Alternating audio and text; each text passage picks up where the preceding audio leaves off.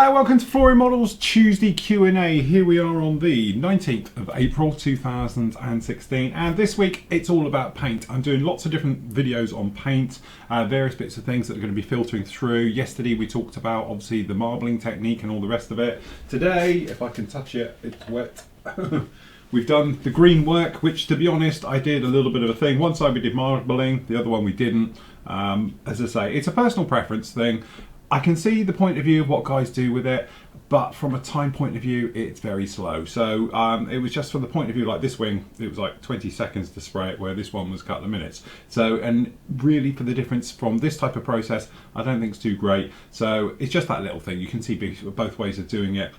But at the end of the day, with all this hobby, it's personal choice. If you love doing it the marbling way and all the rest of it with the black base, knock yourself out. Personally, I prefer to go in with probably pre-shading and stuff like that. As I say, it's just a little personal thing. Needless to say, this one's going to be done. We speak quite heavily about masking on this one, purely because I've been really having a look around eBay, seeing what you get for your money. At the end of the day, I've managed to pick up these of various thicknesses. I've got 1mm up to like 5mm of skin tape or skinny tape. The thing is with it, the keywords you want to look for if you're looking for it on eBay is to put in either clean cut, thin tape, or you know, something along those lines, or sharp cut tape, because that way it's not the crushed, horrible, wobbly types. To be honest, a couple of years ago I was sent some stuff and this tape was just awful. If you put it on your bench, it didn't have a straight edge, it was all over the place, and some of it was like fibers coming out of it and everything else. But you want clean edged tape, or cleanly cut edged tape is the clue. These ones, to be honest, the very thin one was like 79p for 33 meters, and then obviously it gets a little bit more expensive the thicker you go, but we got down there literally 1mm, then we got 1.5, and you can pick what color you want it in as well. So I just did random colors to go through. That looks like it's 2.5 and 3mm, go through like that. And then to be honest, I've got other tapes that sort of take over. So it's one of those things. The trouble we had with doing with the curve tape and all the rest of it is very, very thin. But it's not thin enough to get that real tight conformed corner. So when you're doing 1/72, I'm a great believer in, at this scale, hard edge camo looks like soft edge camo and all the rest of it. So you might as well mask it. So it's a case of point of view with this one of saying, right, okay, these tapes I don't think are going to be able to get the conform and get the curves and everything we need with this particular setup on this one. So I elected to use literally this stuff just to see what it's like. Now, I put it all away a minute ago, but when we talk about this video, I show you everybody else's I've got. So I've got Jammy Dog tape, I've got the Azu's tape and all the rest of it. But 4 or 5 different manufacturers are very thin tape. But at the end of the day, they all roughly do the same thing, okay? It just depends on the quality and the cleanliness of the edge. And I have to say, this stuff, even I would put slightly above Jammy Dog tape even. You know, it's always been a fan favourite, and don't get me wrong, I love the Jammy Dog stuff, but that is actually very good. And considering it's unknown brand, I don't know, and it's only 79p, that's quite a bargain. Anyway, today is all about Q&As. So, you know, obviously you've been posting them over the last week, so we can just get straight on with it. So the first question up is from Landon. He basically asked, I need a prop. What have I got as a prop? Bottle of something. He basically asked me, I was just wondering if you've done a video about making your own homebrew thinners. I've searched the site but can't find anything on it. Right, there's a couple of things. Bobby Waldron over at Genesis, he did a great one and speaks about his homebrew formula for it. Personally, I'm not a fan of those types of things. I like my thinners I use, which to be honest, X20A, brilliant thinner. I've used it my entire career. And my other go-to one, to be honest, is the Vallejo airbrush thinner as well. This is the 7161 type, sorry, 161 type. The thing with this one, when you shake it in that, you can see like an oil film, like bubbles, like it's got washing up liquid or something in it. That is the great bit about it, because it slows the drying time and it makes everything work really well with an acrylic, okay? So it makes things flow. And to be honest, and we speak about it a lot during this particular build, I've been thinning with it now the AK Interactive stuff, and it works a treat. Okay, I think that my personal findings on this, the two things is first of all, a agitator, you know, nut in other words, that gets it going. It really wakes the paint up, okay? Secondly, I've had far better results putting this down with it the actual Vallejo airbrush thinner than I actually have with X20A. Now we did the brown with the X20A and it worked, but it was never going to be a winning formula, okay, because again this paint truly is, you know, not awful, but it's a handful to use. With this stuff, doing the green, no problem at all. And to be honest, the weird thing about it is, because obviously this wing over here we did the sort of the marbling technique, the black base way, it was getting gritty because of the build up on it. But actually it is self-leveled, okay, and that's what I believe, that this stuff has got like a, you know, either a delaying action or it's definitely got in there something to slow down the drying time. So it's, you know, something like, we spoke about it before, like the flow improvers, things like that, it's got into it, which just really help with it. Long story around really, I like this stuff, and for the price of this and all the rest of it, making homebrew, it's that thing, and people say, oh, I can make like 20 litres for X amount. But are you going to use 20 litres? You know, do you want 20 litres of this stuff? You've got the cost of all the individuals to make up a giant amount of it. I know it is, or you can go out and, I don't know what a bottle of this is these days, but it's probably something like a £5 or something else like that. You know, you're ready to go and you're all good. You know, no problem at all. Plus, I haven't found an acrylic which doesn't like this stuff yet. No problem at all with anything. So that's why I tend to use that one. But if you want to look for it, if you search us or go over to Genesis Models, you will see the video on it. Yeah, Bobby did the one on that one, which has been widely spread around the net. It is in our forum because I embedded it into our forum for it, so it is around somewhere. Okay, next up, have you ever used Humbrol acrylic thinner? And can I use it with Tamiya paint? To be honest, going back in the day I did, but I haven't used it in probably 10 years time. They've probably changed the formula and all the rest of it. I don't know what it's like. I take it you're from the UK and you're looking at Humbrol products. Trust me, Vallejo, stuff like that, the normal distributors and even a lot of the shops carry this stuff. And it's jack of all trades, really nice. If not, like Hobbycraft in the UK, they've got Tamiya and you can pick up X20A, stuff like that.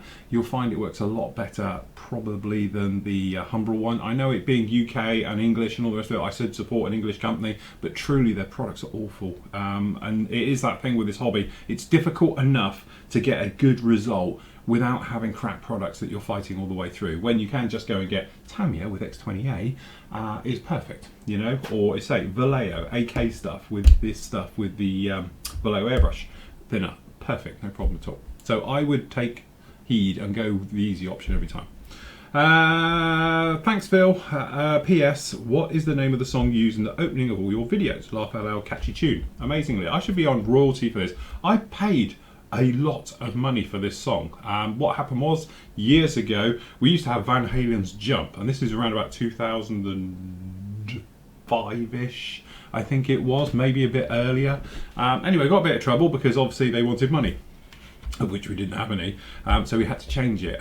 So actually we found that song, we paid for the royalties on it and the rights to use it. We've got about 10 different versions of it. That's why you get sometimes the acoustic version as well as the singing one, and there's loads of other little bitty ones and everything else, and it did cost a small fortune at the time. Crikey, I couldn't believe we had to pay for it.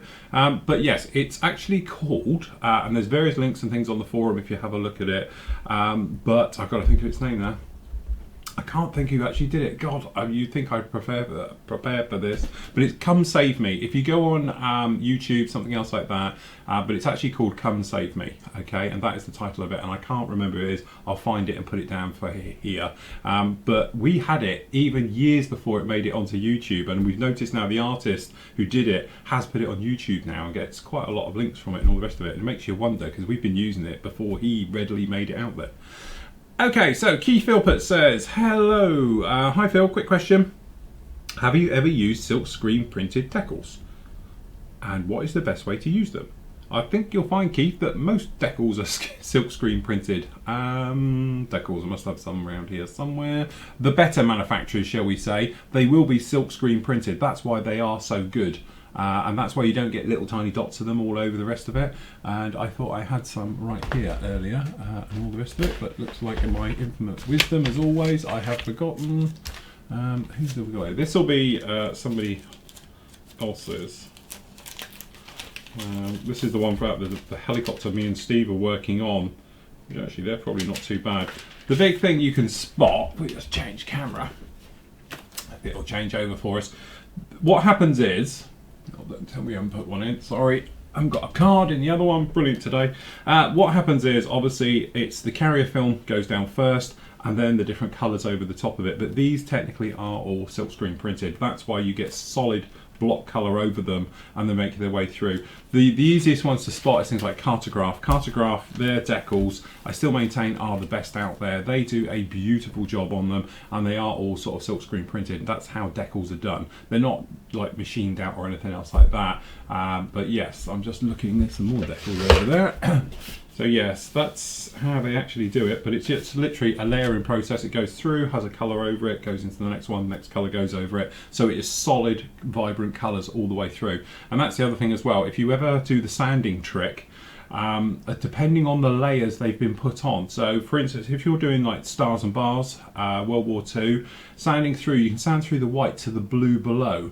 Some way it wouldn't have it like that, so you have to be a little bit careful as you make your way through the different layers if you're going to sand back your decals for weathering purposes and all the rest of it. But you will find all the good ones are basically technically silkscreen printed, or a modern version of, versus normal printers and things like that. Okay, Ray has had fun. Funnily enough, if we just click over here, where are we? Forum. No, come on. Why are we on a real go slow today? Forum, there we go. Okay, so this is poor Ray has hi Phil, sometime overnight a spider has moved into my airbrush. As you can see from the photo, it's working overtime this morning. My question is, what has caused the webbing? Nothing is different from last night's work. I'm sure as hell I don't have a clue. Right, okay, what this actually is, and for those who don't know, we're talking about this stuff hanging here and around here and all the rest of it. Basically, if you get some types of paint which are lacquer based, okay, it dries as it comes out the nozzle. Now, a good point and fact of this is a couple of Halloweens ago, we often throw a bit of a party here. I got out some what do they call it, Mr. Surfacer 500 primer, and if you put that through a 0.4 needle airbrush neat, high maximum air pressure, you can make that and you can squirt it around stuff, and it's dead easy to clean up afterwards. So there we go, kids, that's how you do your Halloween stuff. I take it you've got some type of lacquer thinner in this paint perhaps you're using. Are you actually using something like a Guns paint? You haven't mentioned what you're actually painting, but that is what it is. It's basically it's clinging together like a glue inside your nozzle, okay, and as you spray it, it comes out like silly string and then sticks to your model and goes like that. Basically you need to thin more thinners, less whatever else is in there that's actually doing it, but it's the same. If you want to like use a primer, and I think I've got one in here, yeah, we have. So if you wanted to use, and we've often spoken about it, oh sorry, I've just come back to me, where are we? Me, where's me? There's me, there's me. Okay, if you wanted to use something like a Mr. Surfacer, you can actually buy this in a can and spray it off your model, or you can make your own, okay? And this is the thing, this is a lacquer based product, so if you don't thin this enough, you're going to get that. It's going to give you the spider webs and all the rest of it, so you just have to thin a little bit more, and that way you'll get a nice smooth finish with it. But it is that balancing act between the two of finding it. But as I said, I used to use Surfacer 500 for that effect, for parties and stuff like that, hanging it off of lamps and stuff. You can do it the same way. But that's what it is. It's an old thing that used to happen to me as well sometimes.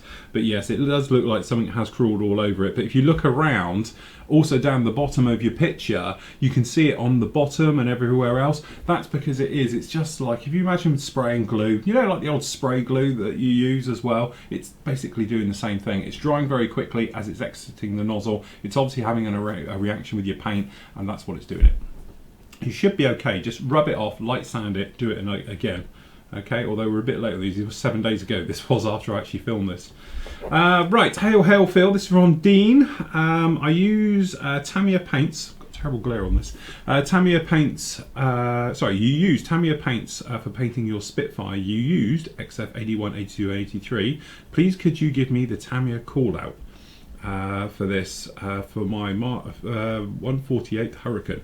You guys don't have the internet or anything else like that? Right, I've got to remember even what they are now. Well, the thing is, hold on.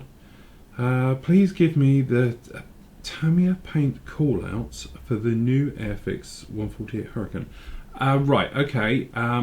Yeah, I don't know what it is. It'll be Sky, which is the underside, which Tamiya do the Sky. I've got to think of where it is.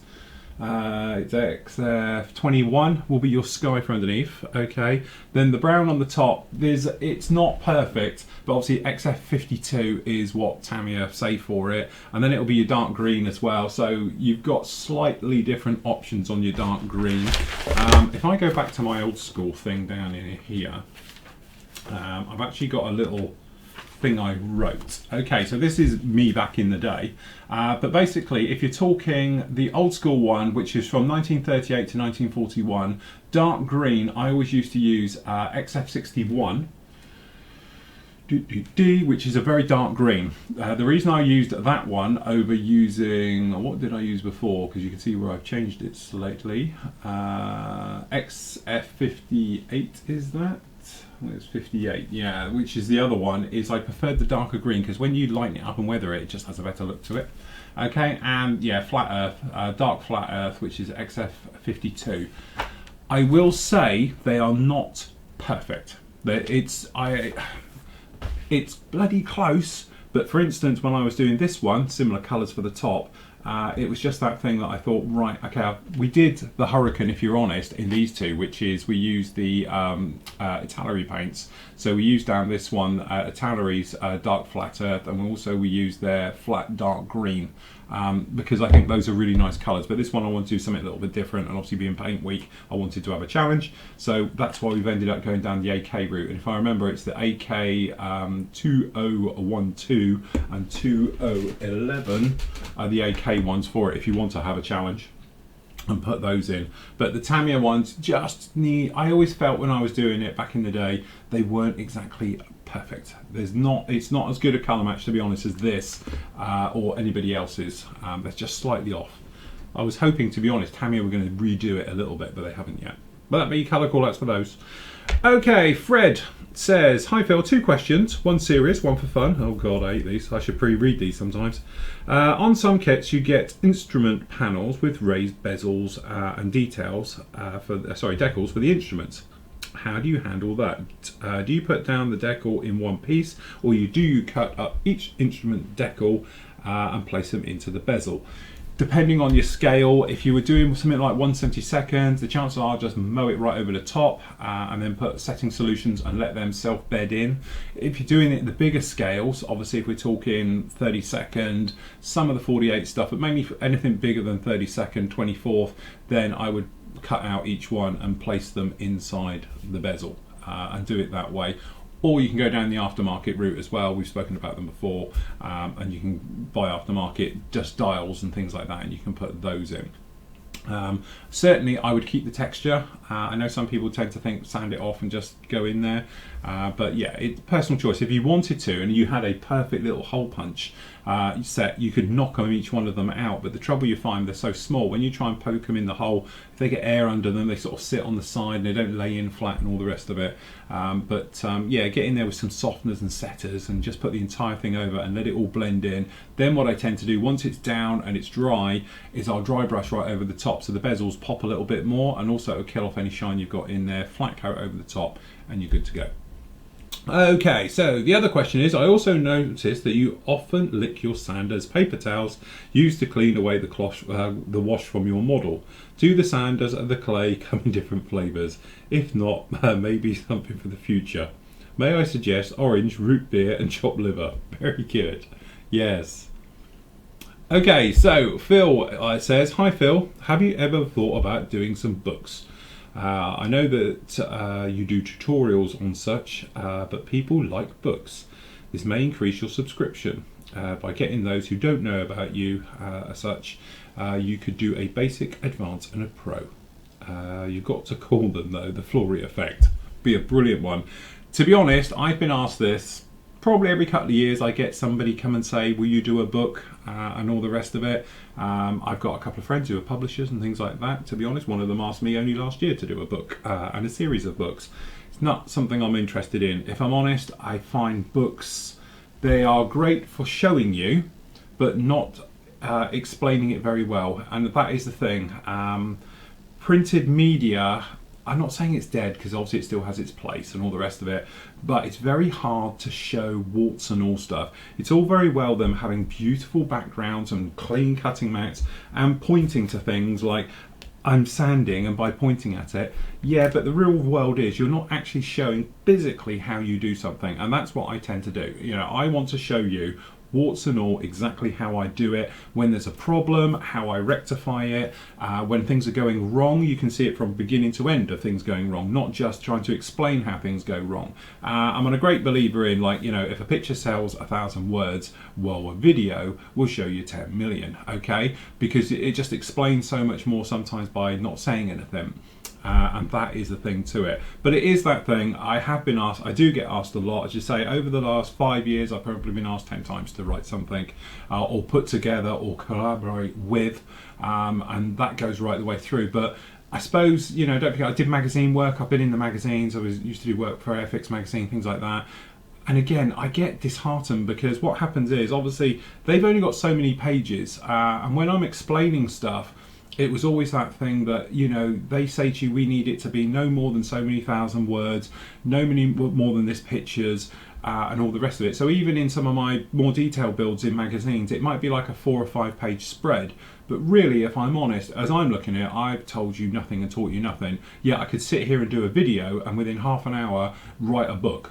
Okay, and all the rest of it. And that's why when I did the work for the Airfix magazine, I also used to supply them with a free video to the same build, because I used to build it and photograph it and write the words for it, as well as it was a video build as well, to be honest, for you guys could always see it. They're still available to watch now, okay, for those ones. And that's why the free link used to appear in Airfix magazine and do it all like that.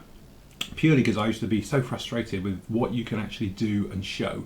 But sitting and pointing at a beautiful, pristine cut model and all the cutting mat, or even not even that, on a background pointing at things, isn't really showing you how to do it. And telling people, it's so much easier showing people. And that's what I do, okay? And also I sort of, I don't know, my ethos for doing all of this, when I started it, I wanted it to be live, raw, this is me. I know we've got the studio now, and I call it studio, but it's still my workbench, okay, at the end of the day. I don't want it to be a pristine thing. It's been spoken about before, about having pristine paper down here and doing it and all the rest of it. I want it to be warts and all. This is modelling at the end of the day. It should be on a cutting mat. You should have junk everywhere and dust and all the rest of it, and being part of it. And that's what I love about it, okay? So, yeah, it's one of those things.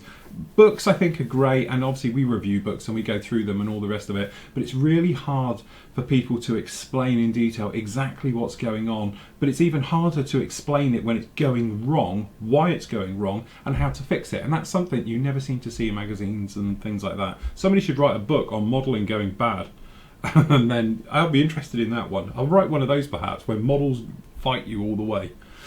Okay, so Green Dodd, he says, g'day Phil and the team. I'll take it for you from Oz. You are actually here from Oz. Okay, a quick question, Phil. On the recent purchase of the lovely Red Arrows timepiece, I'm after something along the same lines, but finding it difficult. He's on about my watch for you guys who don't know. Finding it difficult for a supplier of different types for those of the Bomber Command, Lancaster, Halifax. May I ask if you're aware of suppliers of watches themed around Bomber Command? Yes, they do. They do a Lancaster. I can't think of the name off the top of my head. I don't know if Larry's watching this, but Larry's got a couple of beautiful watches, and they are, one is helicopter based, another one is bomber based, but there's a Vulcan one going around as well. They are around. You just have to find their specific companies. They tend to do limited runs of a different type of aircraft. But I know when I was looking around for this one, just a Google search, you can come up with some various ones. There was a beautiful Spitfire one that I actually was tossing up between the two, but it's only this particular style of watch I know well because I have my old one. But there is other ones around. I know you can get them on like F16s, F15s, and all the dials and the various bits and pieces are in for modern stuff. But I know there's a Lancaster one out there, and we know there's the Vulcan watch as well, and the various bits and pieces. Some of them are better than others. Some of them obviously Chinese chuck them out and all the rest of it. I'm just putting faces on them, so just be careful what it is. But there is some very nice, beautiful timepieces out there. What I'll do is I'll have a word with a few people I know who've got them and find out where they got them from and all the rest of it. But you know, Google's your friend. You know, that's how I got to this thing, really. I was going through it all, because obviously this one, there's various styles in it. You don't have to have the red arrows one that this one is. There's another one which is just black and silver all around it, and various things. Obviously you've got the Blue Angels version as well, and things like that. So have a look around Google. Neil, Phil, what would you say has been your biggest waste of money? For me, I bought 25 quid's worth of True Metal paint and ended up not liking the results or using it. A close second was buying a cheap Chinese airbrush, which I should have saved saved up for a few weeks and bought an H&S. P.S. Any plans to review the new Airfix Meteor? Yes, there is. It's paint week this week, but the Meteor will be next week because it's there. I have got one in. I haven't even looked at it yet or anything, so it will be literally with you, but probably next week. I'm doing things with paint all this week, so the reviews will be back next week of proper and all the rest of it. Biggest waste of money. I tell you what, I am not as I'm very frugal, let's just say. I tend to buy one of something, so you won't see me go out and buy a ton of everything in case it's complete rubbish. I tend to buy one or two. I'll give them a whirl. If they're good, I'll get the rest in for a particular set. I would have to say the biggest waste of money would be the metal wax paints, because they're either exploding on me now or leaking. So I had another one leak on me the other day, so I haven't used those, and once they get on you, it's almost impossible to get the stuff off. But then I know other people will love them and all the rest of it. I don't think there's anything specifically I didn't need it, because everything I tend to have. These spray booths, although I don't use them so much these days, they were absolutely critical when I was doing the airbrushing courses, because everybody had one in front of them. So from that point of view, they've paid for themselves and all the rest of it. But no, I am pretty sort of frugal when it comes to modelling. So what I tend to get in, I've tried it, okay, it's worked, then we'll get the rest in and all the rest of it, and work our way through that. So I tend to use everything we can sort of use. The only thing I've done, like all of us, sometimes I buy a tool or something, and I'll just have a look in here. I haven't thought of this off the top of my head, but something where I've thought, oh, I'll have one of them, and then I've never, here you go, there's a classic example, because it's never been opened, but this is the Master Tools Plastic Circles Board Set A, which obviously I thought at the time, that would be great, that would be such a handy thing to have. That's still sealed, unopened in its packet, and I've had that for the best part of 2 years. So I'm very guilty of things like that, but then I think, well, it's a couple of quid, and I've always got one. That's the way I would look at it. But as I say, I've never gone out and bought an airbrush, because you know I use H&S airbrushes, so you know that's the way I work with those. I know what's going to happen, and even if I didn't like the airbrush, the parts and bits and pieces will fit all the other ones. That's probably a good thing. But for instance, like Mr. Paint, we're thinking about having a go with those lacquer paints just to see. They're not going to be this week because I haven't got them in yet, but at some point I will do. I will literally buy 2 or 3 bottles. I'm not going to be one of these people which I've seen on Facebook and stuff like that, where people have spent hundreds of pounds and bought everything they do. And I'm thinking, right, okay, that's commitment, but a lot of people do that. It's a bit like paint sets. I only buy what I do. My paint rack, I know everyone's very impressed when they come in and they're like, wow, you've got all those paints. I use this lot. I don't have a set. I've never have a paint sat up there I don't use. To be honest, the gun stuff is probably the least I should say, used paint I've got. But I don't have all of them. Those don't run in order. There's gaps in all that series, but they are all the colours that I tend to use working right the way through. So I am pretty frugal when it comes to these things. Okay, John says, hi Phil, any plans to do the Bandai 148 scale moving X-Wing in the near future? I bought the kit, love to see you do yours first as a guide. Great site, great community, keep up the good work. Thank you. Yes, in a nutshell, it's one of those things, you know, obviously I was very aware, there's a double-edged sword this thing. Okay, this is where I have to be aware of two sides of things. Not everybody likes Star Wars, and obviously Star Wars month was my month. Okay, I'm a massive Star Wars fan, to the point where I have to say my Blu-ray edition is in. So guess what I'll be watching tonight? Of BB-8. Apparently sits next. Sorry, right, get off track. But me and BB-8 will be watching that tonight. But the thing is, not everybody likes Star Wars, and I got a few groans, shall we say, from the members about, oh, Star Wars for a whole month, I don't know what I'm going to do this month. You know, not that there's not anything else on the site for you to do. Okay, but we picked up more subscribers in that 1 month than we've done ever. In fact, to the point where we picked up around about 80 new subscribers in December alone, right off the back of Star Wars, because they all came in, and when they was asked about why you came, saw the Star Wars stuff. Okay. The other thing, for instance, the Millennium Falcon is the most watched video build we've got, which tells you another thing. And when I say the most watched build, it is now probably 3 times ahead of any other video we've ever done here on Flory Models. The Millennium Falcon build is it.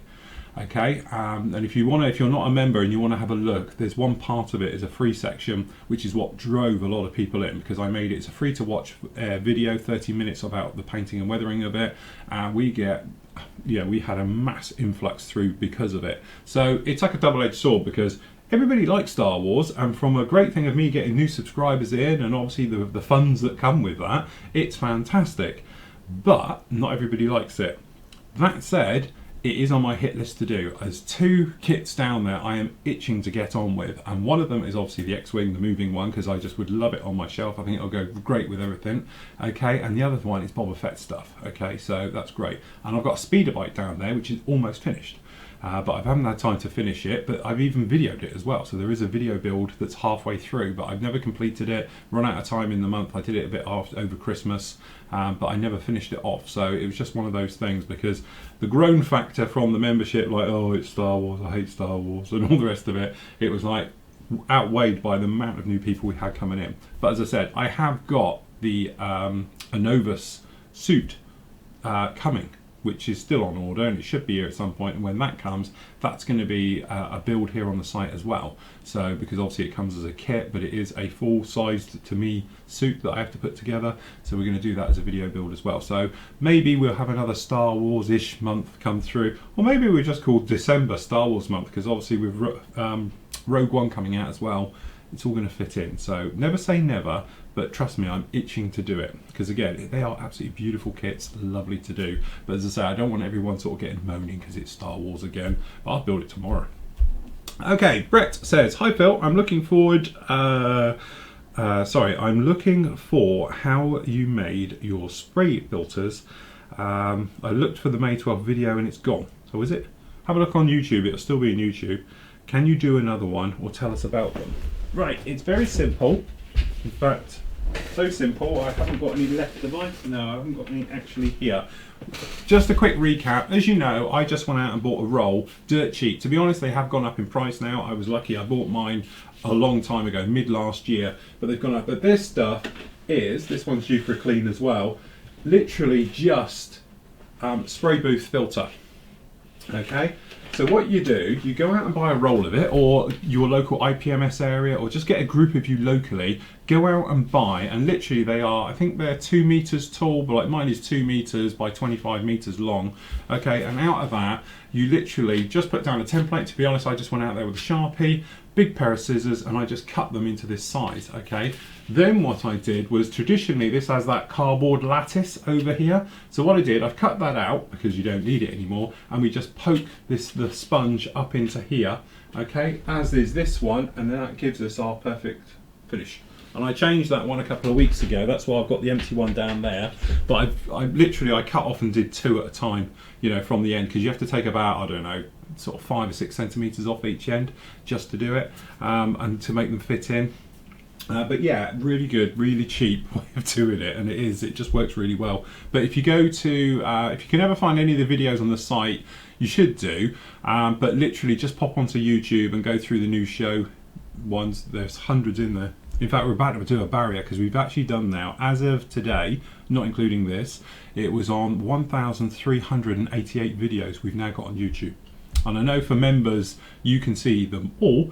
Non-members only see the stuff that's available, but that gives you an idea of how many videos we've done now. And don't forget, for the first 5 years of Flory Models, which was a lot of that stuff, we had our own server. We didn't use YouTube. So those ones never made it to the transfer, because it would take forever.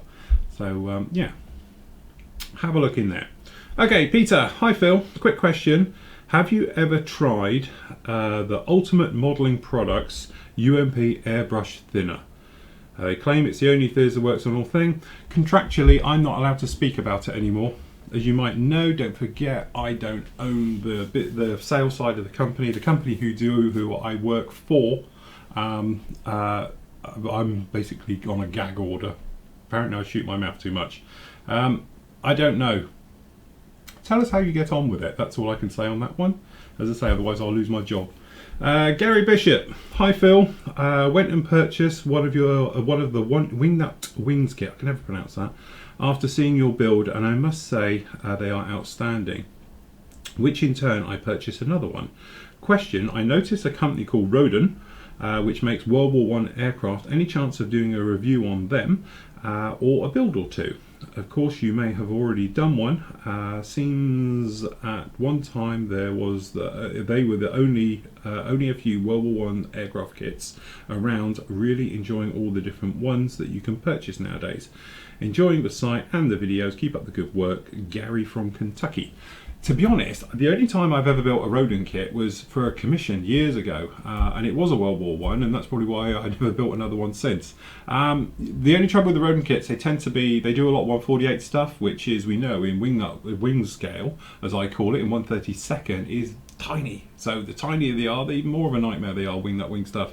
As I say, I love the Wingnut Wings. I love the engineering. Let's face it, you know, mine got smashed completely. I'm just looking for it. Where did I put the Wingnut Wings kit? Oh, it's at the top. After I had to rebuild it now because they're all in different places now.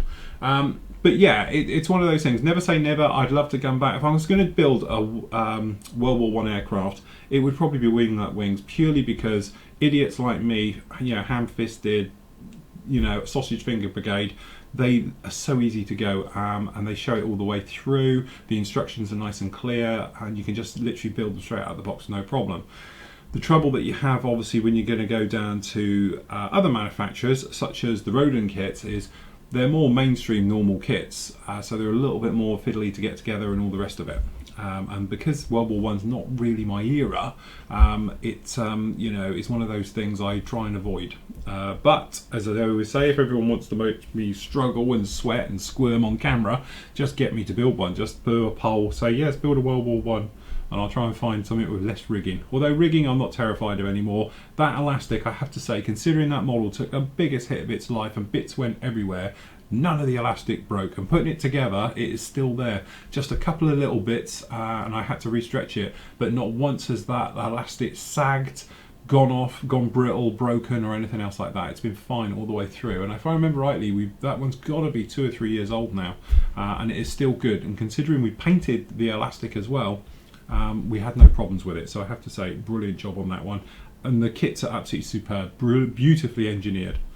Okay, Mustafa says, one just wanted to appreciate the great job you and your team are doing.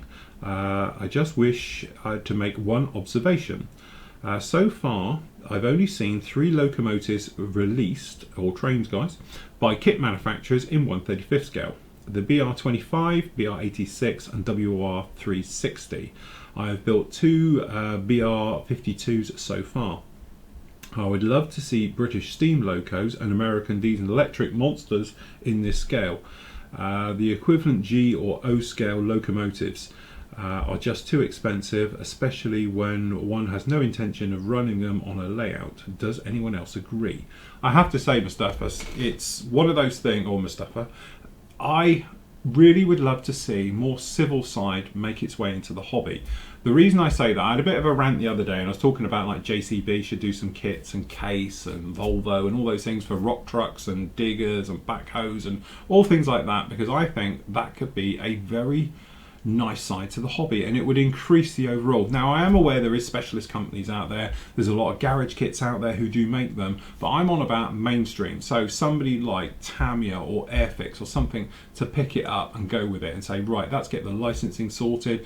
I think it'd be great for branding and everything else like that, and to do things the same way. I think that trains as well, because there is that natural crossover between certain things we do as modelers. So the RC guys usually have got a modelling background. Okay, so if they're going to be building trucks and stuff like that, which are RC, chances are they'll use everything they cut their teeth on and learnt about painting and weathering and all those things onto those said trucks.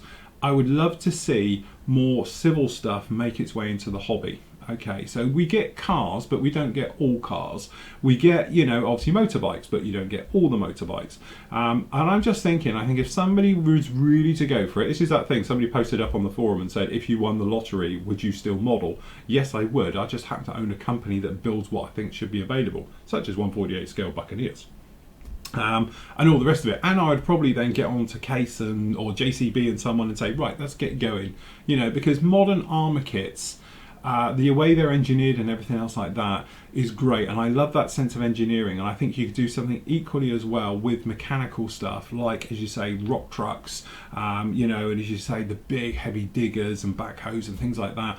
I think it would be somebody who's got the money, quite sort of, you know, prude to go down that line, because I think it would expand it and bring other people into the hobby as well, and perhaps people who are more mechanically minded and all the rest of it to have a go at it. But as I always say, you know, you could obviously always build it in Lego, you know, and when you look at how Lego diversifies and makes its way through, I think model companies could learn a lot from it as well, and stop bringing out the same thing, like another Spitfire, another Mustang, and, you know, all those things like that. We've seen all of them a million times before, but not to bring out fresh items that we haven't seen, to invigorate the hobby, and also to give people who perhaps aren't into planes, bombers, bikes and that, but do like the big heavy machinery, to give it a go. And I think that in 1/35 scale, you know, or even 1/16 in some cases, would be absolutely fantastic.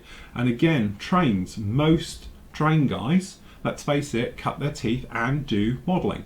Okay, so to have that crossover as well, it'd be really nice to see. And to be honest, it's one thing I would love to do. I'd love to do a train.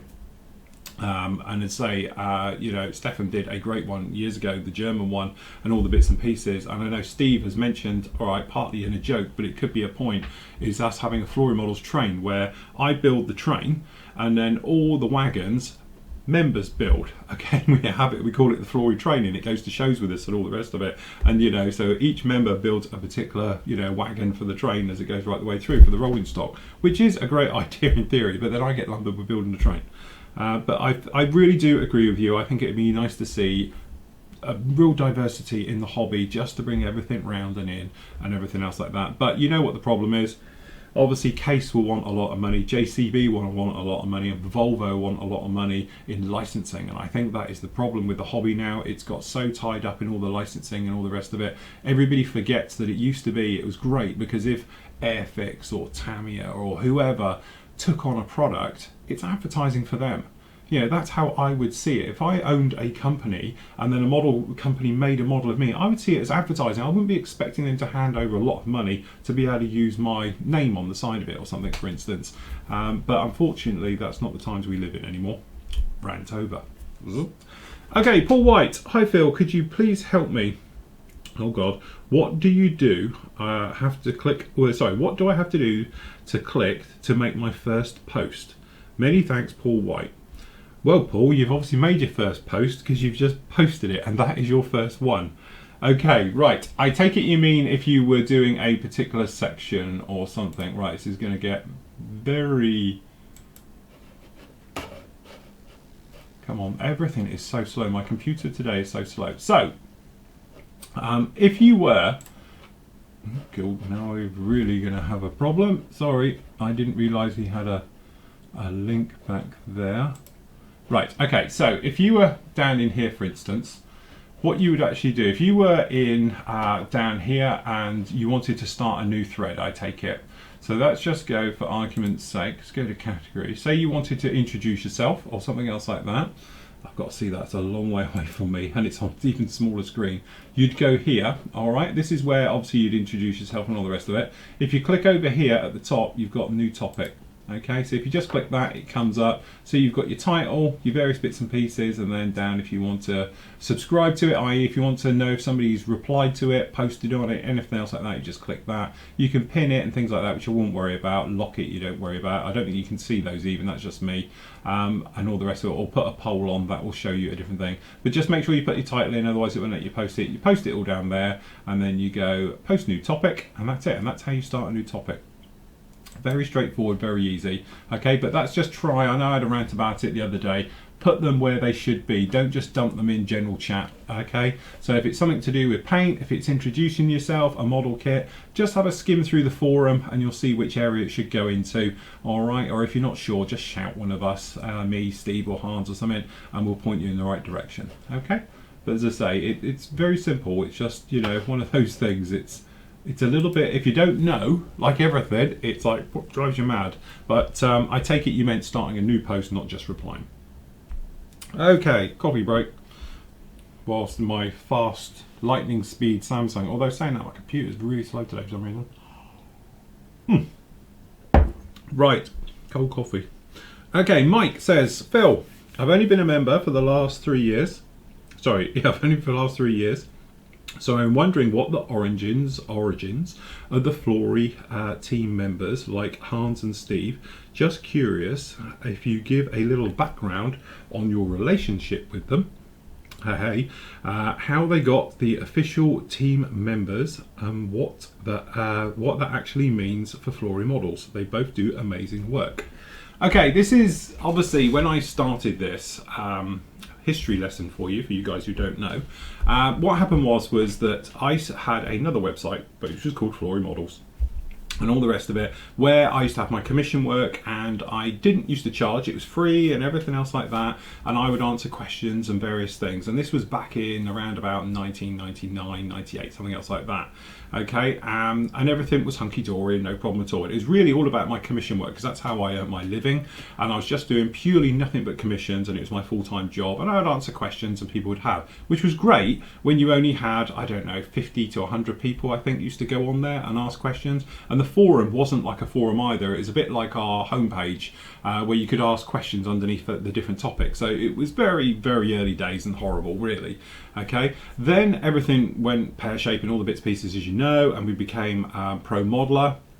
Okay, and we started off, and obviously we had a proper website for proper videos, and at that point we had our own server, so we were streaming our own videos and various things, because I don't think YouTube was even around then. And then we had a forum, which actually is the same forum as we're using today. We've had it this long. Okay, and the thing is that you know, it started off and it was a case of, right, we're going to charge people now, because to be honest, the server was costing us around about £380 a month. Okay, just for the server cost and the bits and pieces. So it was a way of recuperating the money, and we had a bit of a poll at the time, and a lot of people said yes, you would pay for it, and that's how we started. You know, so over the time things have grown. So then fast forward like 5-6 years to around about sort of 2008, we suddenly exploded. Okay, we went from being nobody really knew about us and all the rest of it, to one of my videos went viral on YouTube. In fact, it's not on there anymore. I took it off because it's cringeable, but it had something like, I don't know what it was, 4 million views on it about modelling at the time. This is going back years.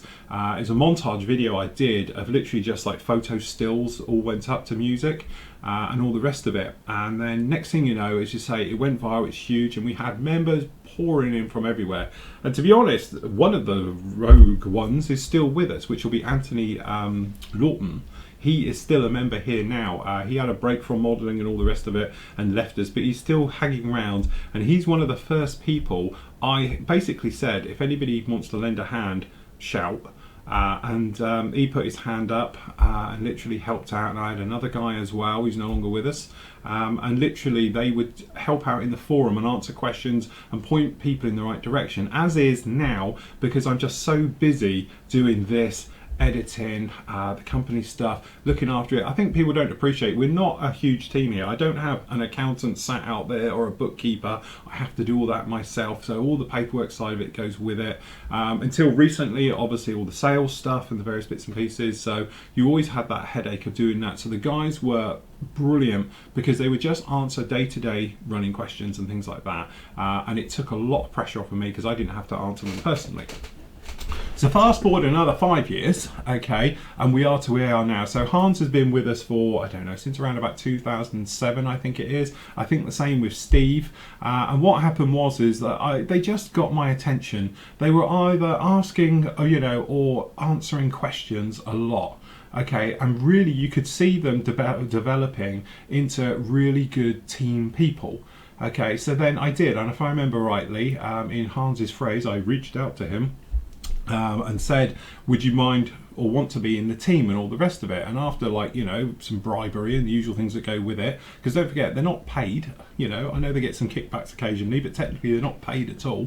He came on board, and Steve, I'm not sure when Steve became a full team guy as well, but Steve was another one. And in fact, I think one of the other team guys said, what about Steve? He's like, fantastic modeler and all the rest of it.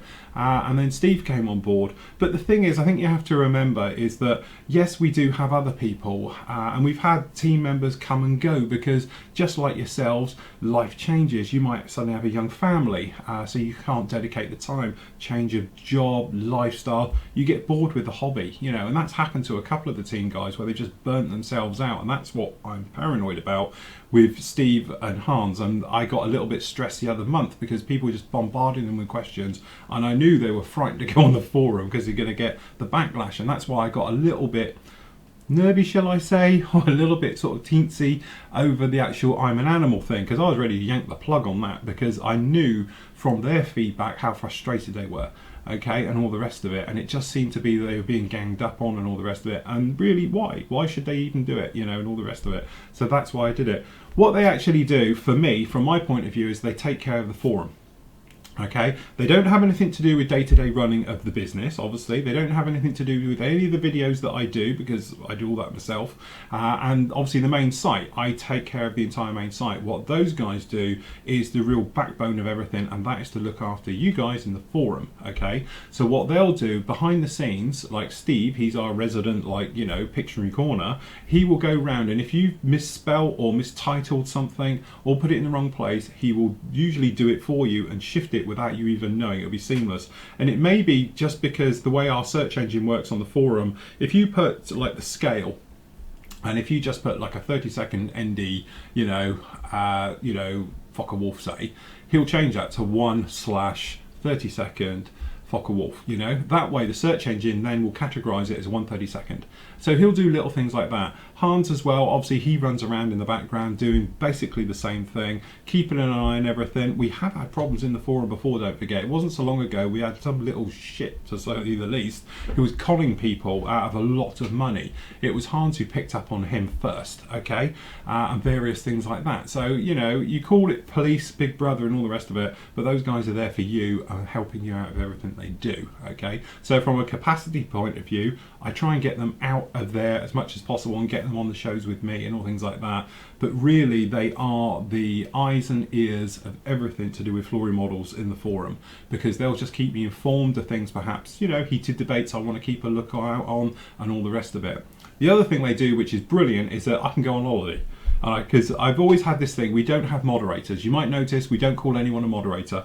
You guys do not need moderating. I will never have moderators because we don't have any trouble. We get the odd idiot, but then that's life, okay? But that's why I would say charging for something gets rid of all the idiots.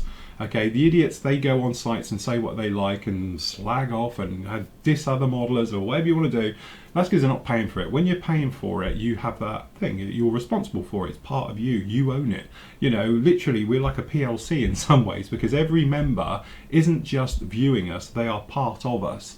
Okay, and they say my only bugbear is we've still got like 1,000 odd members who aren't in the forum, and I message them and I speak to them. A lot of them do me personal questions direct through the contact me and various other ways they can get hold of me directly. And I always say you're missing out so much in the forums, but they've been burnt in the past with idiot forums that, you know, just get completely off topic or something else like that. That's the thing. So there we go, that's what they do, but a massive thank you to those guys. They are without doubt indispensable, and I couldn't work without them, you know, and all the rest of it. I often get people asked to come on the team and things like that, but really we've got it covered. As I say, there's not much that we can actually need people to do, you know, that's the point to it. We've got it pretty well covered. You guys are particularly well behaved, so it doesn't really pose a problem for us. It's not like we've got to look out for or keep on top of and have people. I know in other forums I was involved with years ago is that we used to have moderators for different time zones, so somebody was always watching it. Yeah, we don't have to do that. That's the whole point. It's great. Okay, Wesley says, hi Phil, I have a question about airbrush seals. I recently replaced the seals on my Evolution and noticed two things. The seals that are used in the set screw inside the airbrush itself wasn't Teflon. Wasn't it? It should be. Like the ones that came out. Oh right, so okay, like the ones that you've taken out. I know I've bought the right set. Also, I've noticed that my needle now sticks out maybe 1/6 of the needle guard. Sorry, I presume you 1/6 of an inch out of the needle guard, which is known to me because I'm metric. I used your video for reference and did it all as you did. I'm wondering if the seal I replace is different. Maybe I have something have something to do with it. Also, I made sure that not to over torque the screw. Thanks again in advance, Wed. Right, okay, yeah, they should be Teflon seals in there. That's the whole point. I don't know if I've got a brand new seal set here. I've got loads of them, but I don't know if any of them are unopened. No, that's old ones, that's old ones, that's old ones. That's oldish ones, mixture of both in there, to be honest. To be honest, I'm out of Teflon seals as well. I'm going to have to pick up a set. They should be Teflon. You don't want the rubber ones in there. All it is, the old one just has one seal, and it's a very shallow little like cup screw that's in there. Okay, then you have the deeper one, obviously carries the 3, and it causes a lamination, which stops everything coming back. That's the thing to it. Does it need 3? Probably not, but hey, oh, it's the way they've designed it. If you're sticking out further than you used to be honest, that's probably, we spoke about it actually in one of the live shows, I showed it on camera, is that the nozzle, the brass nozzle, so that's the brass bit inside the needle cap, okay, is probably splayed out a tiny bit wider, allowing the needle to travel further through. Okay, now over time, as you keep doing it, it's chipping away at it like a woodpecker. Eventually you're going to slightly splay the edge, and also pushing in from the back, you can over push it, and it's because it's brass, it's soft, it could open up a little bit and push the needle through. It's not necessarily a massively bad thing, because I think we've covered this. If you just talk amongst yourselves, let me just grab a card.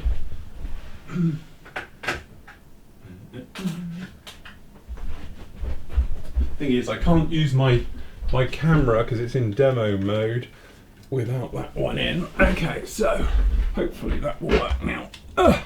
Right, so I might just pop that in now. And if we can get this to come on, come forward, keep going, that's it. Okay, so right, where's the other one? Okay, so what you've actually got is this here has got, hopefully you can see it, hopefully you can see the needle, tip of the needle. I'll tell you what, let's really push our luck on this. Thing is, I know shortly it'll go, there you go, you can see the needle tip down in there. I won't pull it because it's full of paint. Okay, this is my older one, and if you look at the two, you can see the needles. Now these are both 0.2 needle sets in this. Okay, they're exactly the same, apart from this one, the one with the cap on, is probably only 3 months old. This guy is probably a year old. Okay, so what happens is over time they slowly begin to push out. Okay, But that said, and I have to be honest here, when I'm spraying with them, I probably can't tell the difference. They work exactly the same, so it's not necessarily a bad thing. Now, if you notice when you're spraying, suddenly it becomes like a line, a vertical line or a horizontal. So when you're spraying, instead of it being a round dot, okay, it's more like a plate, okay, more like a brush. The chances are the nozzle on the tip of it has got a split, and that's allowing it to go. Now that's normally, and don't ask me why, it's usually in the vertical. For some reason it's usually at the top or the bottom, okay? It may be something to do with how the needle goes in, I don't know. But it always seems to be the same thing, okay? Again, if you're using it, I wouldn't panic too much, because if you're doing big areas, it doesn't matter, okay? And carry on. It tends to be, what I'll do is, that nozzle, as it gets bigger, okay, it will let more paint through. I tend to use it, it will fall back, it will start to go in through my other airbrushes, and I can't see, yeah, there you go. There's another example here, because this has got one of these in. As you know, this is my other one. You can see there at the tip, at the top, that's poking through a long way. Probably not as far as the other one was, but you can see it in there, and that's because it's getting older and older and older. And I just have a look at, I don't know where my other one is. See, all of my ones you might see, that one's quite a long way through, and that's it. Just over time they're going to poke more and more through. You tend to notice it when you're like putting your finger over the end and you suddenly realise you've stabbed yourself. That is always the clue, okay? But it's just one of those things that over time they just get a little bit wider, and it just allows it, and because the needles are so fine, it doesn't take it to open up very much before it starts to go through. But again, not a problem. As for the triple seal thing, I would check with the seal company you got it from, and just to see if it is, because they should be Teflon seals in there. That's the whole point to it. Are they rubber ones, or are they just plastic or something else like that? But they should be Teflon. The thing is with the Teflon seal system, it will stop them swelling up, and sometimes what happens is, if you're using lacquers and stuff, they swell, okay, and when they actually swell up, it starts to bite and grip the needle, and you find you let go and it won't go, or it's really tight and everything else. Or worst case scenario, what happens is the rubber seals especially would melt onto the metal, okay, and it tears the seal, and then you end up with paint coming through the back, through the needle and all the rest of it. Okay, Martin, he asked, "Hi Phil, thanks for answering my question during the live stream the other day. I ordered myself some Tamiya paints and now I'm painting my Millennium Falcon and X-Wing. As for the question, where did you get your orange scissors?" God, we haven't had this question for years or ages. I tried to find some good ones, but so far have failed. I've got the Tamiya, which is okay, but it's a bit big in some cases. Also, can you shed some light on your lighting rig on the ceiling? Which lamps cost, etc.? You don't want to know. It's expensive, stupidly expensive. Okay, orange scissors. These are made by Friskus, and these are the 3-inch version, I think. They do them in different sizes. These are the 3-inch ones, and I've got, well, I did have, to be honest, my nephew has half-inched one of mine. But I did have 2 pairs of these. This particular one, I can honestly say, hand on my heart, that these are well over probably 15 years old, and I still use them every day, and I am really abusive with them, because not only do they do styrene, I cut metal with them, lead sheet, hack off lead sheet, and they are brilliant. I have tried other ones, and I've tried side cutters and all the bits and pieces. I love these. You know I'm known as Mr. Orange Scissors, which is the brunt of many of an internet joke, but they work. That's the whole point to it. You know, at the end of the day, I don't care. It works. You know, I'd have my favourite pink. I like my favourite pink. So that's the thing with that. Lighting rig, trust me, LED panels, beautiful, cool. It's so lovely. 600 quid. Lot of money, okay? Actually, because I got caught by import tax on them as well, they were more like 720, I think it was, after all the bills were paid. But again, they are lovely, they're very cool. Don't be fooled. I've watched a program recently and they were talking about LED lighting and it gives you this funny haze and all the rest of it. That's the cheaper ones. If you've got a good set like these actually are made by a company in China who specialise in doing ones for professional studios and TV and all of that. These are obviously the smaller version, but they do these lighting banks. Mine are, I don't know what they are, I think they're 60 centimetre by 60 centimetre ones. They do other ones which are like huge, great big things, but you're talking thousands of pounds for those. But they're lovely because you don't need a light tent and directing it and all the rest of it. The other thing we have, we call it the sun on the live show, which what that does, it gives a warmer light to everything, because although these LED bank lights, they are basically, you can change the temperature of them, so you can go from being like that warm look, I don't know what it is, I have these set around about, I think it's 570, which is like natural daylight, but you can change the difference, and obviously you can turn them up and down, you can brighter or less. To be honest, they're always just maxed out sat here, and all the rest of it. And this other thing above me is like 135 watts sun, which is just like a giant daylight bulb, energy saver daylight bulb. It's just huge, which I don't know, I can probably show you. This is this one, because this one we move it around for the shows, but yeah, we call it the sun, but it just hangs up here, and what it does, it just gives a little bit more light to the rest of the studio, and you know, it's just ambient light, makes things warmer, otherwise it gets a little bit cold and things like that. But I wouldn't recommend them for home use. Trust me, they are completely overkill. What I would say is look at LED lighting, because it's nice, it's cooler, you don't get that heat. Just look for the smaller ones. It's just that, as you say, you know, it was almost £1,000 for them. It was like, Jesus, but as I say, it works really well. And what we have is a gantry up there. There's a walk around video that I did a while ago, a little thing, and I show it all in there. But we have a gantry system, so everything can move. The cameras, they can slide up and down them if we want. We can reposition, we can attach things to it. To be honest, we have 3 microphones up there, which is what we get, and everything else like that. So the mics are all above us. That's why you can hear creaking floors sometimes, and all the rest of it. But as I say, for home use, it'd be massive overkill. In here, we need it, because not only am I doing here, you know, I'm doing the rest of the place as well, and me, and behind me, and that's what's lighting this up. But back in the day, when I was in my old studio, it's quite small, this is all we had, was this guy here, and it was over the top, bang, like that, and that's the only light we needed. But that's because I was only having to light literally probably, you know, a 4 foot, 3 foot area by 2 foot. This, because it's doing, you know, an 18 by 15 foot room, it takes a lot more, but it's complete overkill for at home. Okay, right, Steve Lamb, hey up Phil, I've tried, no I won't try the accent, I've tried both pre-shading and post-shading techniques. What is your favourite view on both? I find you give a more natural look with post-shading, and I've also never seen an aircraft showing all ribbing etc. They look false and like a toy. I'm a modeller who prefers realism, and most of the models, I've got terrible light off that thing above, it's reflecting off here like day eyes. Realism, and most all models are weathered. Thanks again as always, learning skills. From Lammy. Right Steve, well the thing is with that is personal preference.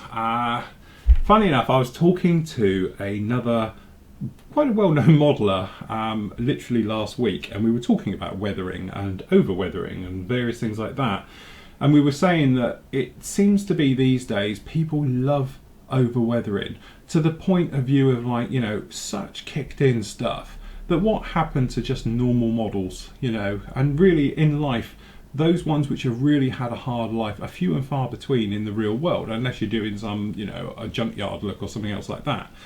But we were saying that it seems to be that the fashion has almost come along to weather very, very heavily.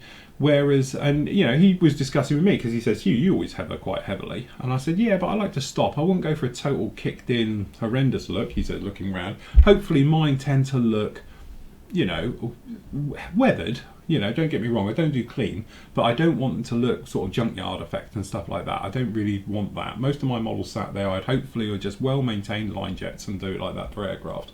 Armour, different story, go for your life, okay?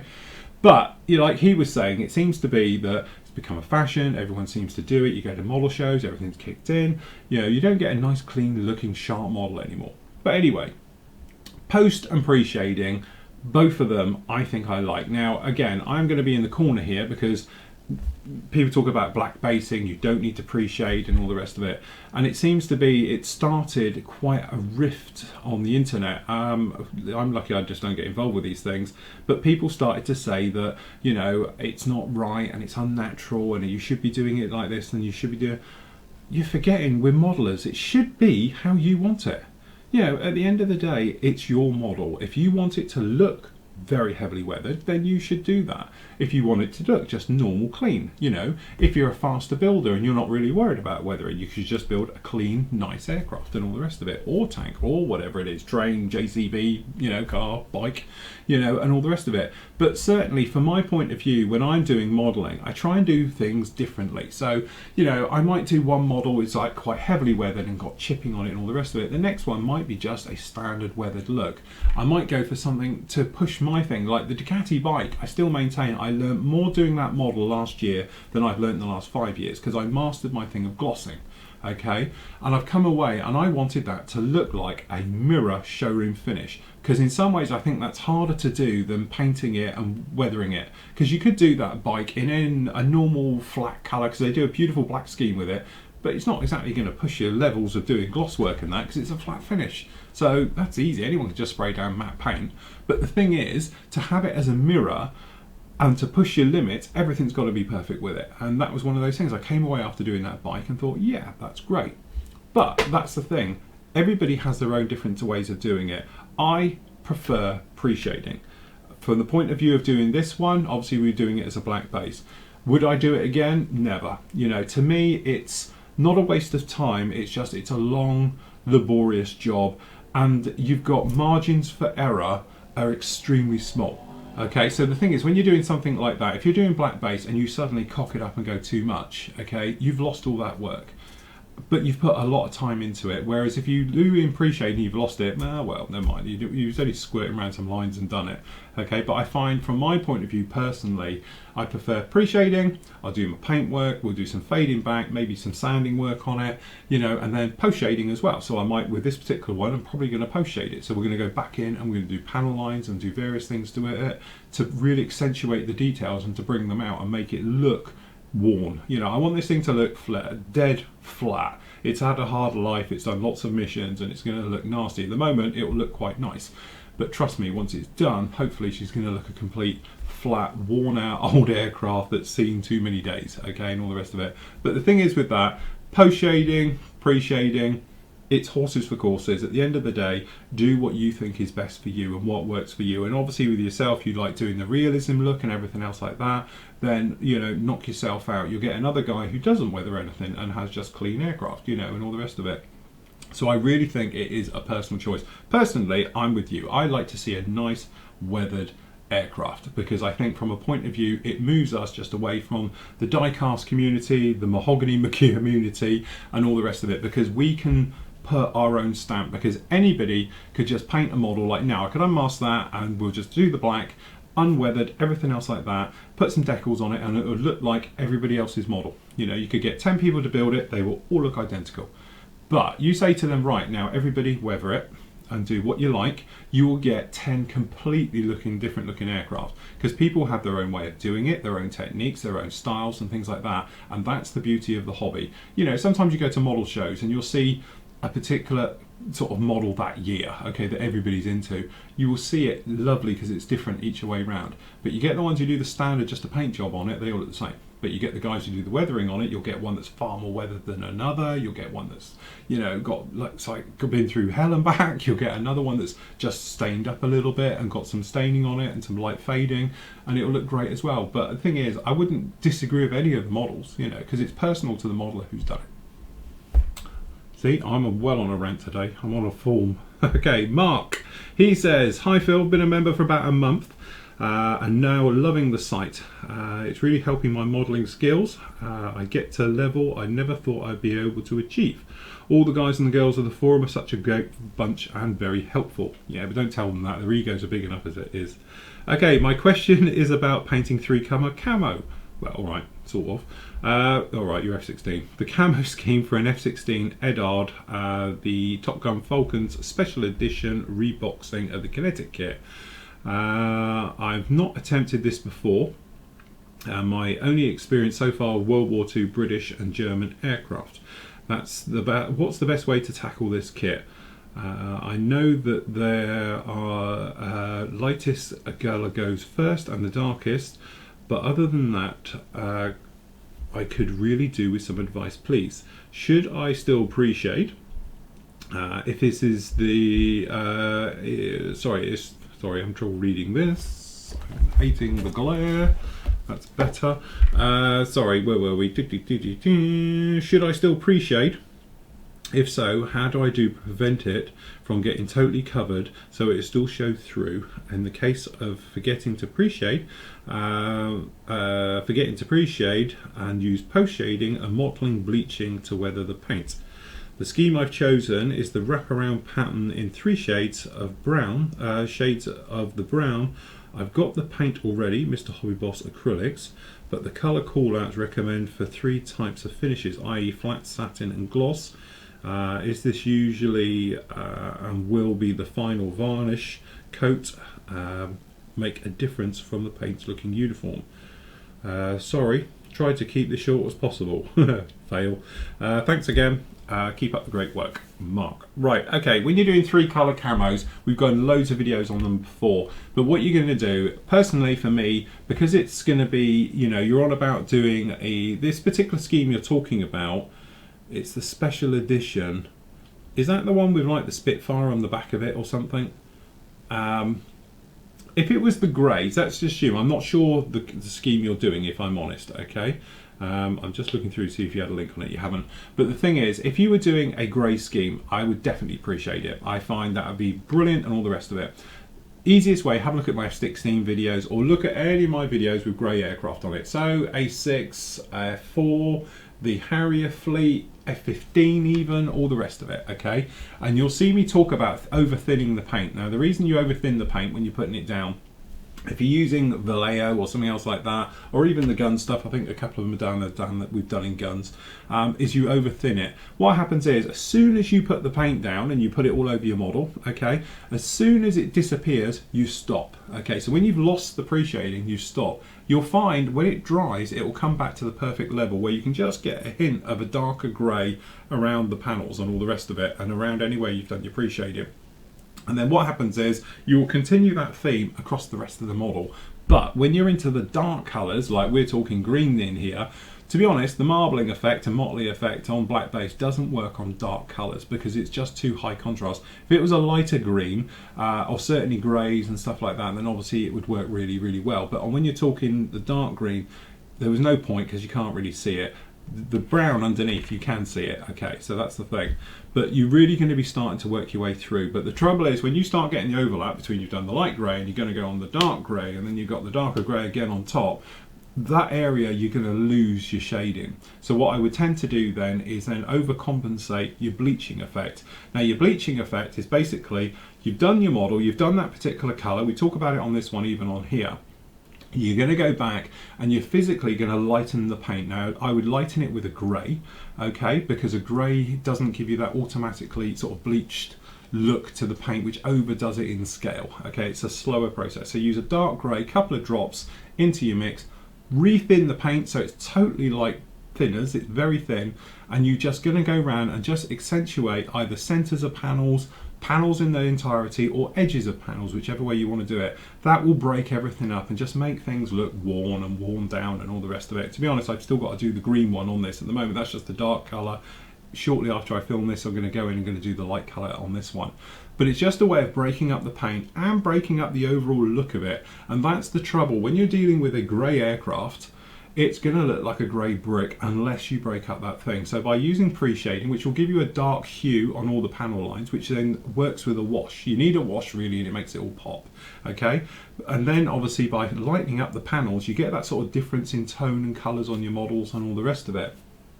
So if I just try and be clever, he says, which I'm usually pretty rubbish at, if you just watch, just give us your ears for a moment, let this walk through. So on this one was a good example. You know, as you can see, it's all the different mottling bits and pieces we did on this one. A lot of that was post-shaded. Armour's a different ball game because you can pick out actual lumps and bumps from it, okay? But again, on the hind, you could actually see exactly where you were and what you were doing, and that was the point to it. Have I got in here something? Tomcat, Mill, MiG, F-14, the Transall Intruder. Let me just see if I've got photos in here.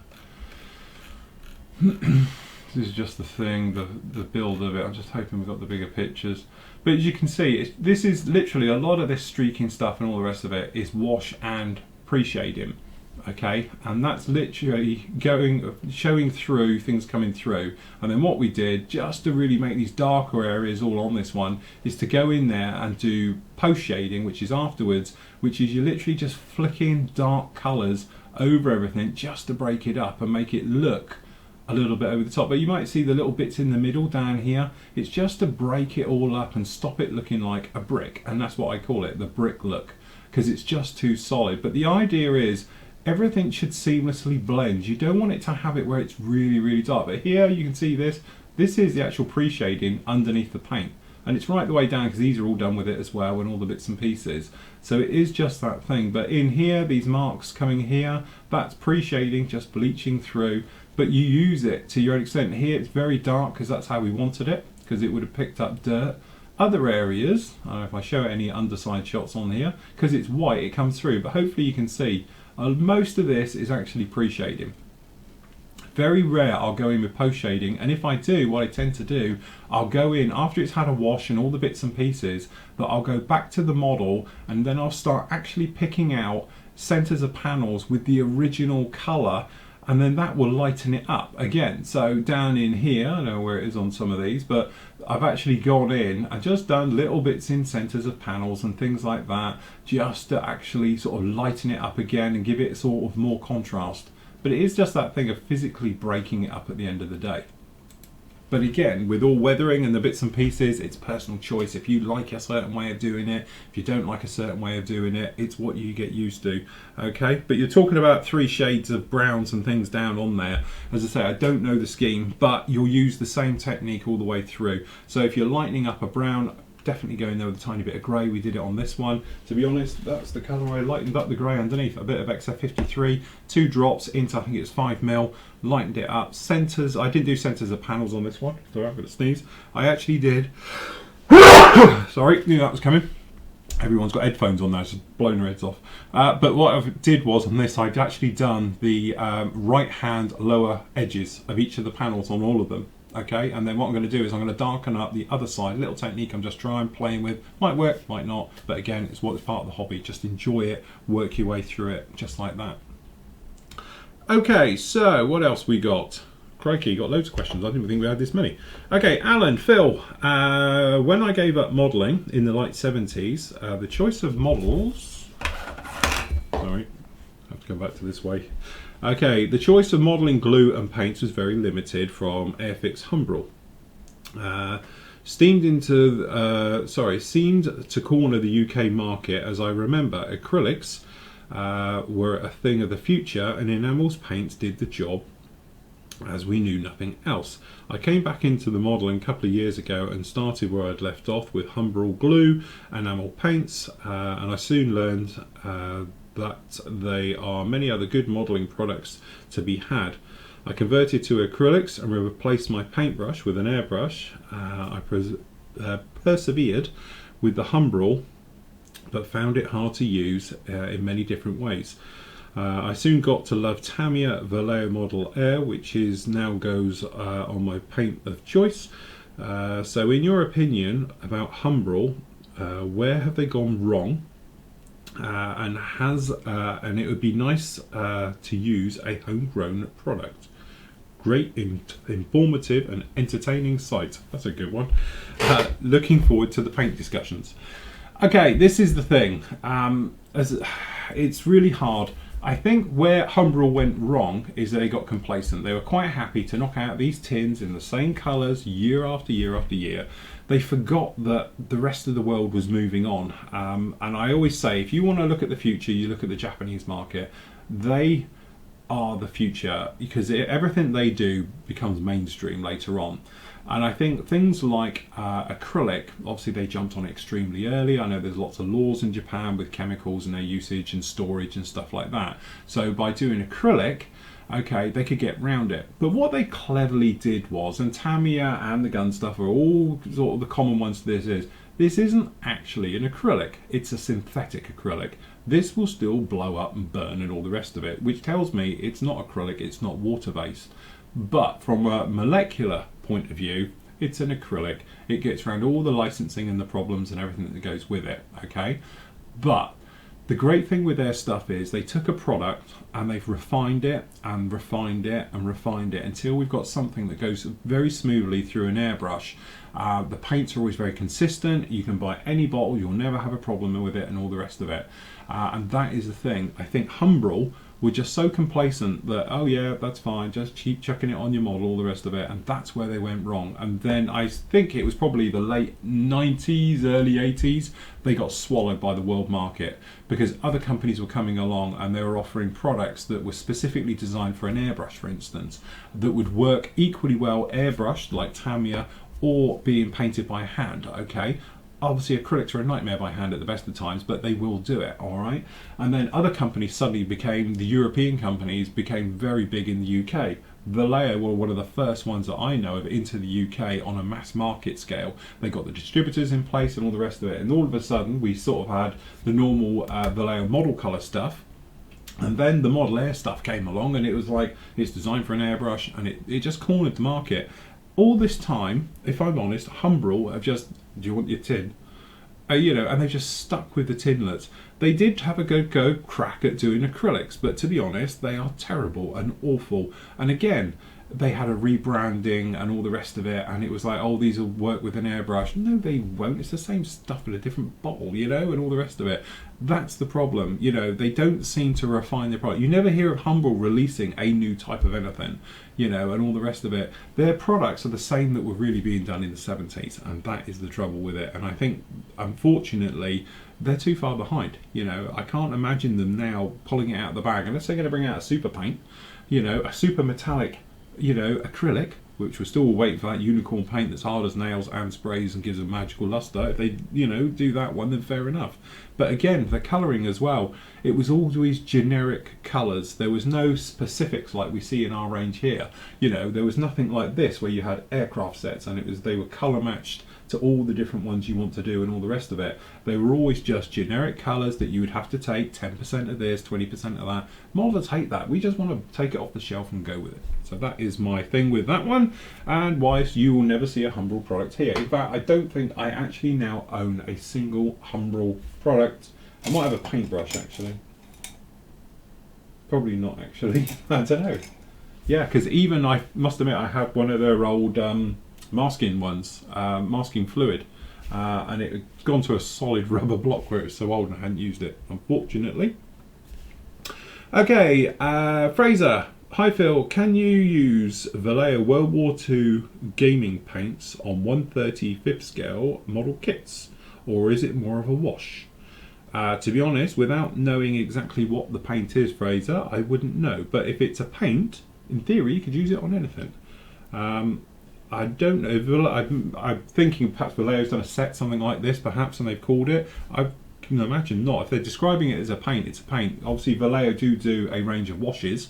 They're an enamel wash, so once they're on, they're on. But, you know, it's, yeah, I imagine probably you can. Can't see why not.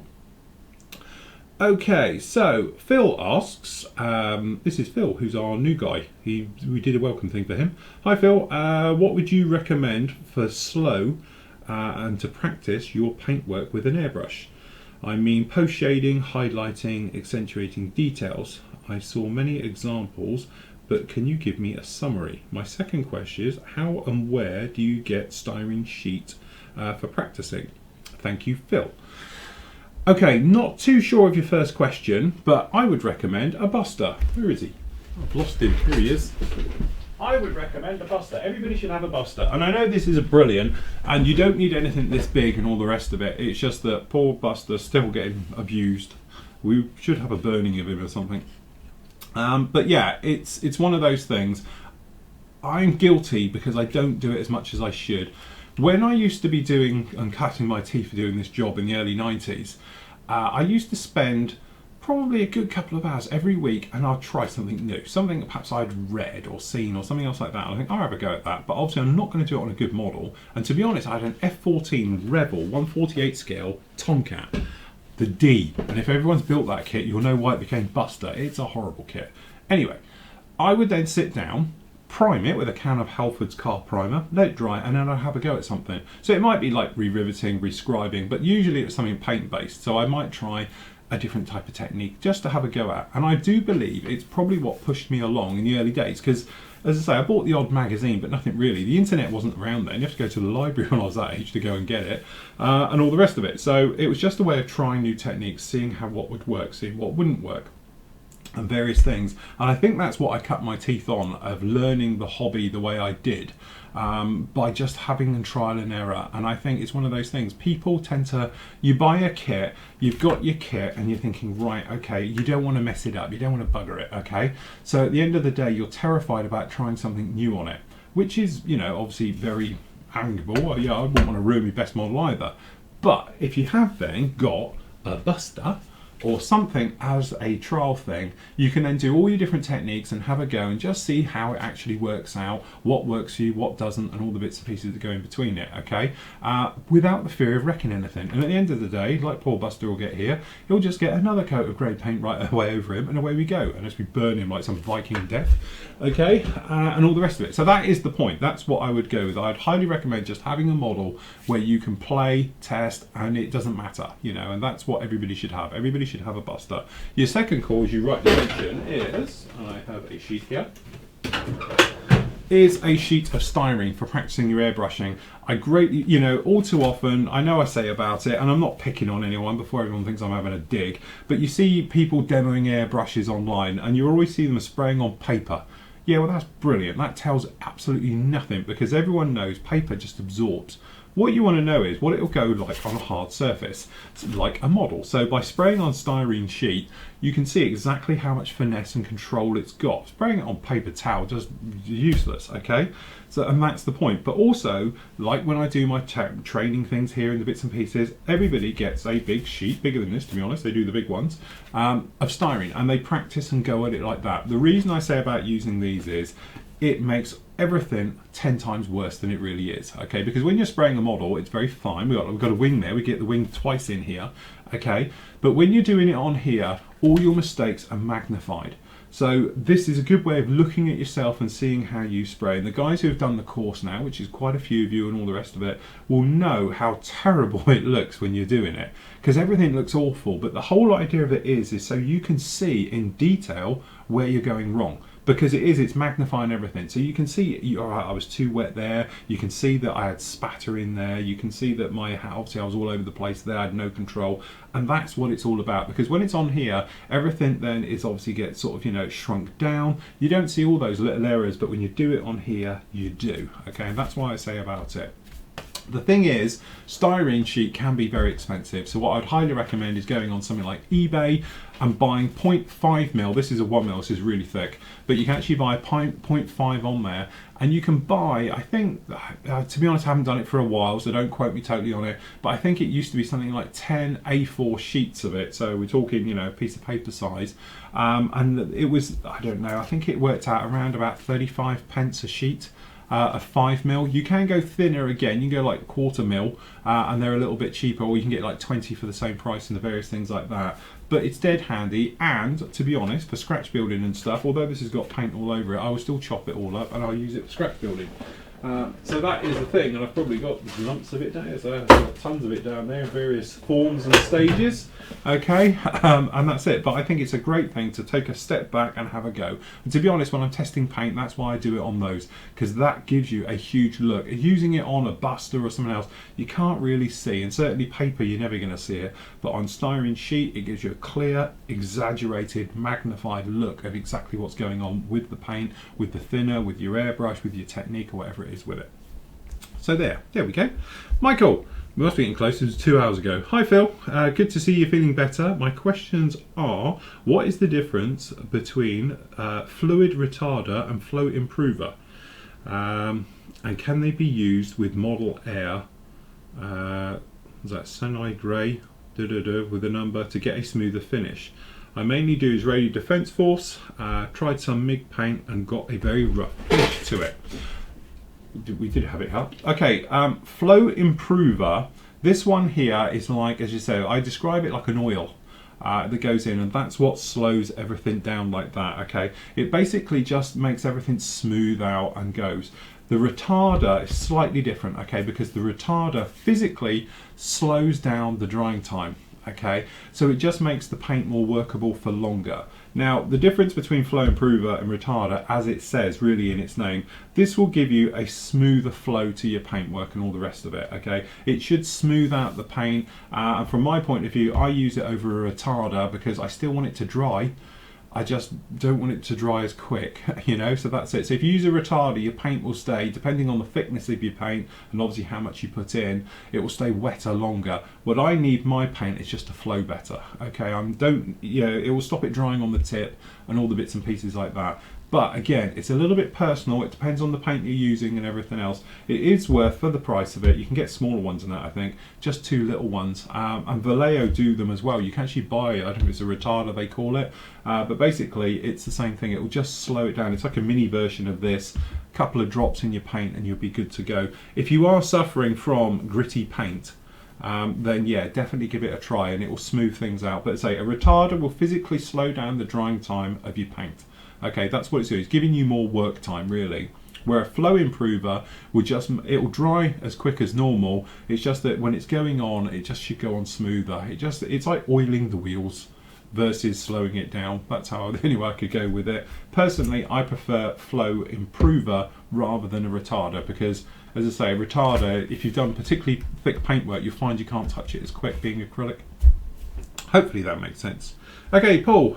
Have you noticed men are doing their own paints now and airbrushes? I would assume they're just relabeling Vallejo or AK paints, but it might be worth a versus test. God, not another one. Well, Meng, no, it's Takum. Takum are in with AK, if I remember rightly, or is it Meng? It might be Meng. Which company are in? No, it's Takum. I'm pretty sure Takum are in with MIG. So yeah, I don't know. It could be a relabeling thing. What's happened is it seems to be the thing to do now, but it's going to become a nightmare for a modeler. But what's happened is obviously different manufacturers have got in with different companies. So obviously AK have gone on a massive thing at the moment of trying to get their product's name out there and all the rest of it. So they're sponsoring everybody left, right and centre. They're getting involved with obviously manufacturers to get their paints in the paint chart sets and everything else, which is like, you know, whatever. But what it does mean though, instead of just having our federal standard colours, which I hope to God they still do, and our British standard colours and all the rest of it, that, you know, they just don't have AK colour, because that means we've got to get the paint charts out again and try and find the match and everything else. But yeah, I assume, yes, it's not going to be their own. They're just going to be rebranding somebody else's. As for their airbrushes, I'll be very wary of them, because chances are they're going to be some type of cheapness one or something. Again, airbrushes are a little bit like cars. You know, yes, there is cheaper manufacturers out there. You know, you can have your Dacia, whatever, and yeah, 10 grand, you can have your Dacia and it'll be absolutely fine. It will do the job you need it to do. There's no problem with that at all. But if you want to have something that's going to go on forever and going to give you the same results time after time after time, and probably just do it with a little bit more finesse, perhaps even a little bit easier, dare I say, and you know, and last a lifetime, then you want to pay a little bit more and probably go for a branded item. Iwata, you know, obviously we use the H&S brushes and things like that, because you know that they've had years and years and years of refining them to give you the best possible, you know, product, versus quickness of saying, right, okay, you know, let's just get something out and all the rest of it and just make some money off of it, and it doesn't matter if it falls apart because then they have to buy the spares, you know, and all the rest of it. That would be my type of thing with that one. But say I haven't tried them.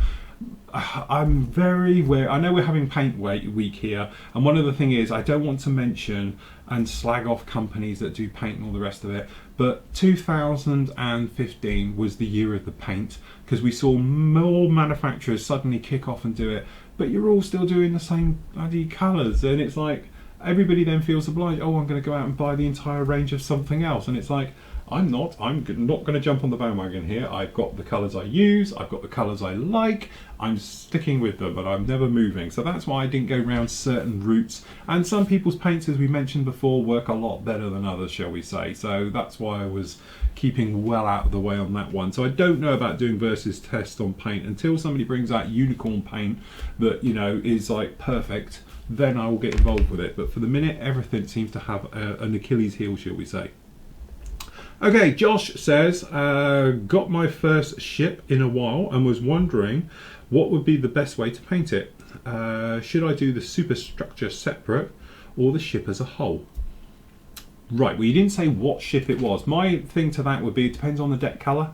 If you're doing something where, because obviously painting the deck is always going to be the hard thing. If you've built the superstructure and all the bits around it, sometimes trying to get in there and mask it, spray the deck, mask it off before doing the superstructure can be a right pain in the royal proverbial.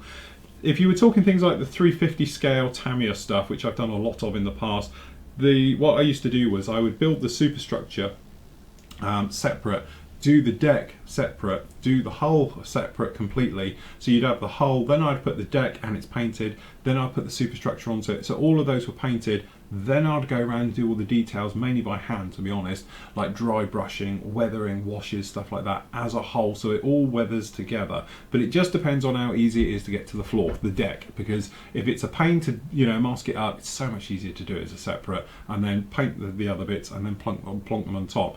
If it's similar colours, like the modern stuff and all the rest of it, you could probably get away, to be honest, with just building it as a whole, and then the deck, if it's like a darker grey, running a very thin paint right the way around it and let the capillary action zip around the corners and all the bits and pieces and do it that way and do it literally by hand. But as I say, it's horses for courses, depends on it. I do maintain when I did my Iwo Jima, my Wasp class carrier down there, which amazingly survived being attacked by a sheet of glass and a few models thrown at it, I overcomplicated it. I think I say in the summing up and the actual build and things like that, that if I was to do it again, I would just build the entire thing, then I would do it. But because I did it everything in sub-assemblies, like the deck on the bottom for the vehicle deck, things like that, they were all separate. And I ended up with probably like, I don't know what it was, 10 sub-assemblies, all painted and everything else. Then when it came to putting them together, they were a bit of a nightmare. We had a few little problems, so we had to go around and fix things. And then I'm looking at it thinking, I could have just sprayed it all grey, and then by weathering we could have just changed the tones of the deck to the walls and things like that. That would have just saved me probably a week's work or something else like that. So that is the thing with that one. Right, okay, are we up to date? Let me just refresh the page, see if we've got another question. Amazingly, we're up to date. Okay, yes, we are up to date, which is totally amazing. Let me just check, so I've got, for some reason, 5 private messages. Make sure there's no questions in there. Right, okie dokie. Nope, seems to be alright. Okay, that's just other stuff, which we're not worried about. So basically, that is it for today. Thank you for joining us for our paint. Nice to see we've got lots of paint questions in here as well, because that's really nice, and all the rest of it.